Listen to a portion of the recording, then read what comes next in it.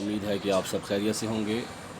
آج ہم اپنا لیکچر نمبر 49 چیپٹر نمبر 4 سرکاری مالیات سے ہی مرکزی حکومت کے آمدنی کے ذرائع اور اخراجات کی مدعات کون سی ہیں ان پر روشنی ڈالیں گے۔ تو سب سے پہلے ہم دیکھتے ہیں کہ مرکزی حکومت کے آمدنی کے ذرائع کون کون سے ہیں۔ Tax revenues of the federal government. سب سے پہلے ہیں درآمدی اور برآمدی محصولات، جس کو ہم کسٹم ڈیوٹیز بھی کہتے ہیں۔ پاکستان کی مرکزی حکومت کی آمدنی کا جو بہت بڑا ذریعہ ہے وہ درآمدی اور برآمدی محصولات ہے، یعنی حکومت درآمد ہونے والی اشیاء پر لگاتی ہے اور برآمدی محصولات برآمد ہونے والی اشیاء پر لگاتی ہے۔ عام طور پر محصولات جو ہوتے ہیں، ٹیکسز جو ہوتے ہیں، وہ اشیاء کی وزن اور اشیاء کی قدر کے اعتبار سے لگائے جاتے ہیں، تو یہ حکومت کی آمدنی کا ذریعہ ہوتی ہے۔ اس کے بعد نمبر 2 پہ ہمارے پاس ہے مرکزی ایکسائز ڈیوٹی۔ مرکزی ایکسائز ڈیوٹی ملک کے اندر جتنی بھی اشیاء و خدمات پیدا ہوتی ہیں، ان بے کارخانوں پہ لگنے والے جو چیزیں کارخانوں میں پیدا ہوتی ہیں، ان پر لگنے والے ٹیکسز کو ہم مرکزی ایکسائز ڈیوٹی کہتے ہیں۔ اس کے ذریعے بھی حکومت کی خاطر خواہ آمدنی میں اضافہ ہوتا ہے۔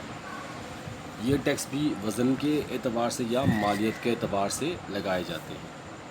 اس کے بعد مرکزی حکومت کا ایک اہم ذریعہ ہوتا ہے انکم ٹیکس اور کارپوریٹ ٹیکس۔ پاکستان میں ہر شخص کی آمدنی پر سالانہ جو ٹیکس لگتا ہے اسے ہم انکم ٹیکس کہتے ہیں۔ عام طور پر اس کو ہم متزائد ٹیکس بھی کہتے ہیں، یعنی آمدنی کے بڑھنے کے ساتھ ساتھ ٹیکس کی شرح بڑھتی ہے اور آمدنی کی شرح کم ہونے کے ساتھ ساتھ ٹیکس کی شرح بھی کم ہوتی ہے۔ اس کے بعد ہمارے پاس ہے کارپوریٹ ٹیکس۔ کارپوریٹ ٹیکس جیسے کہ مشترکہ سرمایہ کی کمپنیاں جنہیں منافع جات ہوتے ہیں، ان کے وہ منافع جات جو تقسیم نہیں کیے جاتے، جن پر ٹیکس لگایا جاتا ہے، وہ بھی آپ کی کارپوریٹ ٹیکس کے زمرے میں آتے ہیں۔ یعنی جتنی بھی کارپوریشنز جو کوئی بھی کام انجام دے رہی ہیں، ان کو جو منافع ہوتا ہے سالانہ، اس پر لگنے والا ٹیکس کارپوریٹ ٹیکس ہوتا ہے۔ یہ بھی حکومت کی آمدنی کا ایک بہت بڑا ذریعہ ہے۔ اس کے بعد نمبر 4 پہ ہے بکری ٹیکس یا سیلز ٹیکس۔ مرکزی حکومت کی جو بھی اشیاء و خدمات فروخت کر دی جاتی ہیں، ان پر حکومت بکری ٹیکس، جس کو ہم سیلز ٹیکس کہتے ہیں، وصول کرتی ہے۔ یہ بھی حکومت کی آمدنی کا ایک بہت بڑا ذریعہ ہے۔ تقریباً کل محصولاتی آمدنی کا لگ بھگ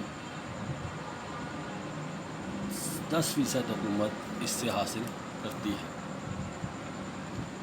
اس کے بعد دیگر ٹیکسز میں بھی حکومت کے پاس، جس میں زرعی ٹیکس ہے، دولت ٹیکس ہے، تحفہ ٹیکس ہے، وراثت ٹیکس ہے، سرچارج ہے، اسٹیمپ ڈیوٹی ہے، اسٹام اور اسٹیمپ ڈیوٹی، یہ ساری چیزیں حکومت کی آمدنیوں کے ذرائع ہیں جن سے حکومت خاطر خواہ آمدنیوں میں اضافہ کرتی ہے۔ وراثت ٹیکس عام طور پر مرنے والے کی جائیداد اور اس کے ورثہ کو ملنے پر لگتا ہے۔ یہ منقولہ اور غیر منقولہ جائیداد پر لگایا جاتا ہے۔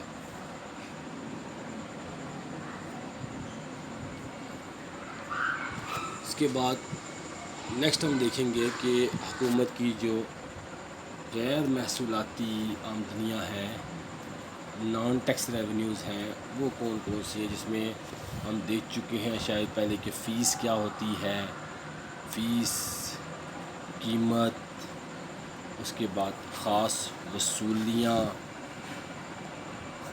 اس کے بعد سرکاری جائیداد، حکومت کے پیداواری کام، جرمانے، قرضے، تحائف اور امداد، مقامی شرح، یہ تمام کے تمام جو ہے حکومت کی غیر محصولاتی، جس کو ہم کہتے ہیں نان ٹیکس ریونیو۔ فیس عام طور پر وہ رقم ہوتی ہے جو لوگ حکومت سے کوئی رعایت یا خدمت حاصل کرنے کے لیے استعمال کرتے ہیں، جیسے کہ لائسنس فیس، ٹیلی ویژن فیس، کورٹ فیس وغیرہ وغیرہ قیمت حکومت بعض اوقات مختلف اشیاء فراہم کرتی ہے جن کے بدلے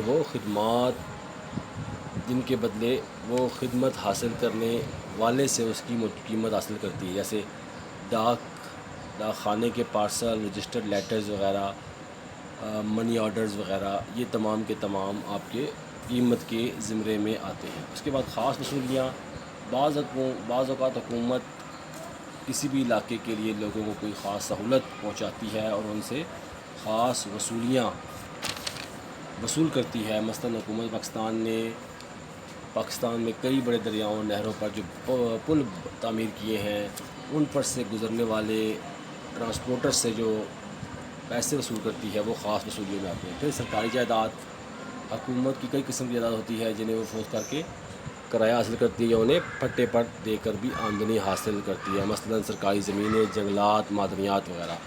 پھر حکومت کے کئی پیداواری کام، حکومت مختلف قسم کے پیداواری کاموں بھی سرمایہ کاری کرتی ہے جن سے اسے آمدنی حاصل ہوتی ہے، مثلاً ریل، ڈاک، تار، حکومتی کنٹرول میں یونٹوں سے حاصل کردہ آمدنی وغیرہ۔ پھر حکومت کو جرمانوں کے ذریعے آمدنی حاصل ہوتی ہے، جیسے مختلف لوگ جو قانون کی خلاف ورزی کرتے ہیں ان پر مختلف کے جرمانے ہوتے ہیں، یہ بھی حکومت کی آمدنی کا ذریعہ ہوتے ہیں۔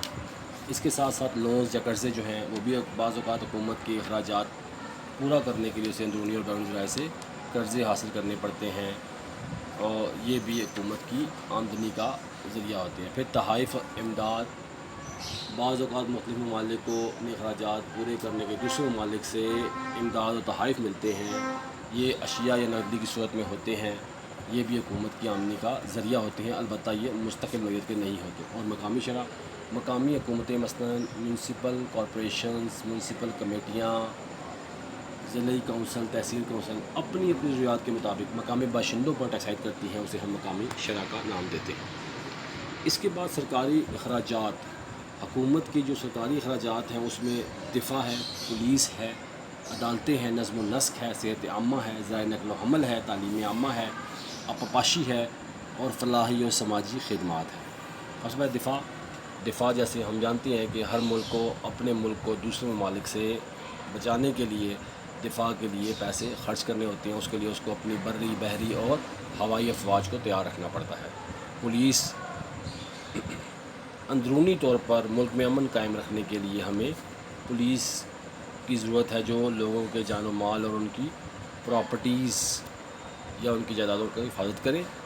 اس مقصد کے لیے حکومت نے پولیس کا محکمہ قائم کیا، اس کے لیے حکومت کو اخراجات کرنے پڑے۔ عدالتیں، ملکی قوانین کی خلاف ورزی کرنے والوں کو سزا دینے اور معاشرے میں انصاف کی فراہمی کے لیے عدالتوں کا ہونا ضروری ہے، تو اس پر بھی بھاری رقم خرچ کرنی پڑتی ہے۔ نظم و نسق، حکومت ملک کا نظم و نسق چلانے کے لیے کئی محکمے تعمیر کرتی ہے جن پر اسے بھاری رقم خرچ کرنا پڑتی ہیں، مثلاً ہر حکومت کا ایک سیکریٹریٹ ہوتا ہے جو تمام محکموں کو کنٹرول کرتا ہے۔ اسی طرح ضلعی انتظامیہ ضلع کا نظم و نسق چلاتی ہے، اور جبکہ صوبائی اور مرکزی سطح پر بھی اس انتظامیہ کو اپنا کردار ادا کرنا ہوتا ہے۔ صحت عامہ، لوگوں کو بنیادی ضرورت فراہم کرنے کے لیے بھی حکومت مختلف اسپتال، ڈسپنسریاں قائم کرتی ہے جس میں نرسز، ڈاکٹرز اور آلات اور مشینیں وغیرہ فراہم کرتی ہے، ان پر بھی اخراجات کرنے پڑتے ہیں۔ تعلیم عامہ، حکومت کا یہ بھی فرض ہوتا ہے کہ وہ شہریوں کو تعلیم سے آراستہ کرے، اس کے لیے وہ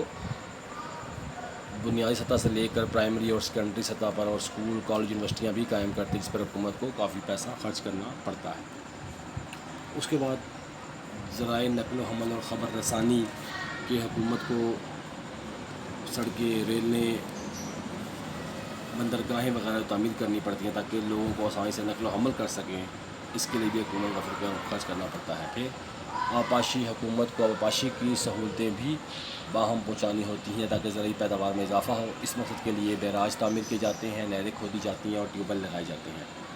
اور اس کے بعد فلاحی و سماجی خدمات، حکومت کو مختلف قسم کی فلاحی و سماجی خدمات کو بھی سر انجام دینا ہوتی ہیں، مثلاً یتیم خانے، محتاج گھر وغیرہ بنانے پڑتے ہیں، بیواؤں، بے سہاراؤں کے لیے رہائش کا بندوبست کرنا پڑتا ہے، بے روزگاری کے دنوں میں بے روزگار الاؤنس دینا پڑتا ہے، پبلک پارکس اور لائبریریاں بنانی پڑتی ہیں۔ ان تمام مقاصد کے لیے بھی حکومت کو پیسہ خرچ کرنا پڑتا ہے۔ تو امید ہے عزیز طلباء کہ آپ کو لیکچر سمجھ میں آ گیا ہوگا، اگر کوئی کوشچن ہو تو آپ رابطہ کر سکتے ہیں۔